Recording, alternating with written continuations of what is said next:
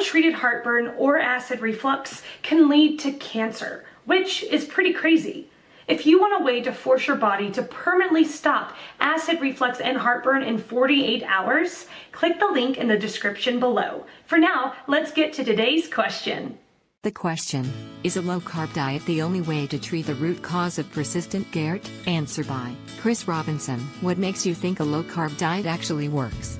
There's little scientific evidence to suggest it does. On the contrary, most recent research has confirmed what many of us, who have suffered lifelong acid reflux, have known for years. It's not what you eat but how you eat that's important. You must eat small portions regularly. 5 half-sized meals a day are better than 3 large ones. Eat slowly, small mouthfuls and chewing while keeping your body upright. Allow your stomach to empty before any activity that will compress, shake or tilt your stomach. Walking, however, is great as it will aid peristalsis and help your stomach empty. There are 2 major elements to esophageal reflux disorder, acid and reflux. If acid refluxes, it can attack the esophagus. Frequent acid reflux must be discussed with a doctor who may wish to examine your esophagus with an endoscope to ensure no permanent damage has been done, e.g. Barrett's esophagus which, in a few cases, has the ability to mutate to cancer. Acid suppressant medication, e.g. H2 blockers like famotidine or PPIs like lansoprazole, will ensure any reflux is less damaging. However, if taken long-term, their use must be monitored by a doctor to ensure they are taken correctly in lowest necessary dose for shortest required time. Unfortunately, for those with Barrett's, this can be for life. But they have been shown to reduce the possibility of progression to cancer by 71%. If misused or too much taken over too long a period, hypochlorhydria, insufficient stomach acid, see hypochlorhydria, down with acid, may be induced which can result in malabsorption of some essential minerals and reduction in immunity to some bacteria and require supplements to be prescribed. Read more about PPI dangers here.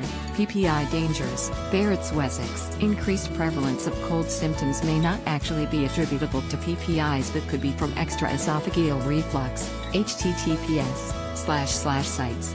google.com/site/do. This free book, website, Down with Acid, will tell you all you want to know. Answer by Heather Jones DeGeorge. So, first, you are in a difficult position because you are on an acid reducer which can be a slow, or fast, ticket to a ripple effect of problems. To answer your question, absolutely not.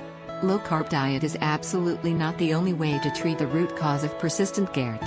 In fact, I have dealt with these types of problems as a nutrition consultant for 8 years focusing on chronic conditions as 1/3 of my practice and am not sure either heard this one as common solution. Usually, Gerd is a matter of finding the irritant foods.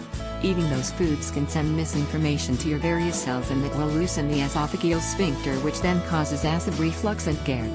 Some people will have enough reactivity to also create ridges in the esophagus, eosinophilic esophagitis. Finding the irritant foods is not quick or easy and so it's easy for people to fall into medicating the symptoms.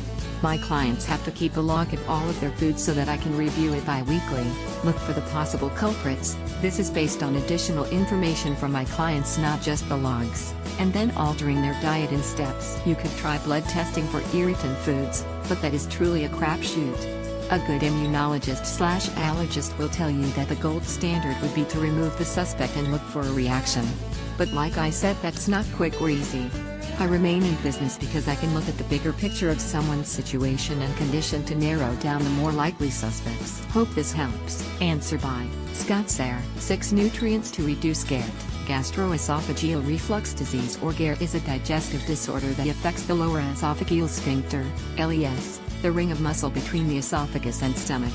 Many people, including pregnant women, suffer from heartburn or acid indigestion caused by Gerd.